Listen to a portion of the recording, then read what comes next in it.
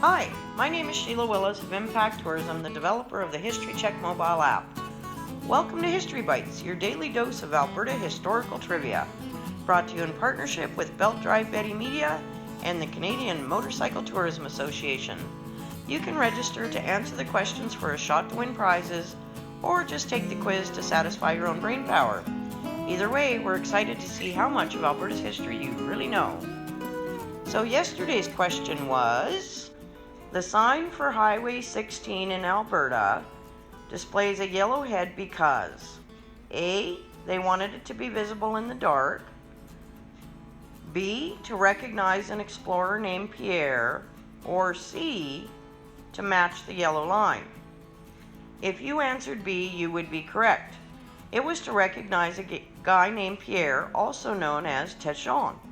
Pierre was an Iroquois trapper, trader, and explorer who happened to have blonde hair, or in French, Tete Jaune, yellow head.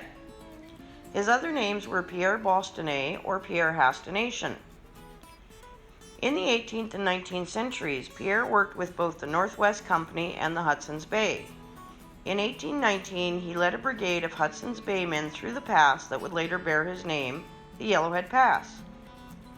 The Hudson's Bay Company used the Yellowhead for brief periods from the mid-1820s to the early 1850s to transport leather and especially moose hides from the Saskatchewan district to New Caledonia.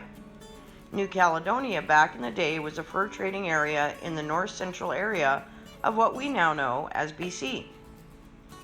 Eventually the pass would become part of the routes of the Grand Trunk Pacific and Canadian Northern, now the CNR, Railway, and later still part of the major highway crossing the Rocky Mountains, or the Yellowhead Highway, which runs from Winnipeg to the coast of BC.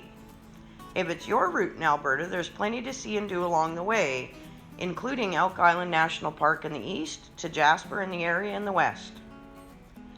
And tomorrow's question is, diphtheria serum was delivered to Fort Vermilion in 1929 by A, airplane, B, train, or C, motor car. Come back tomorrow for the answer and the story that goes along with it. Then we'll load you up with the next question. Enjoy!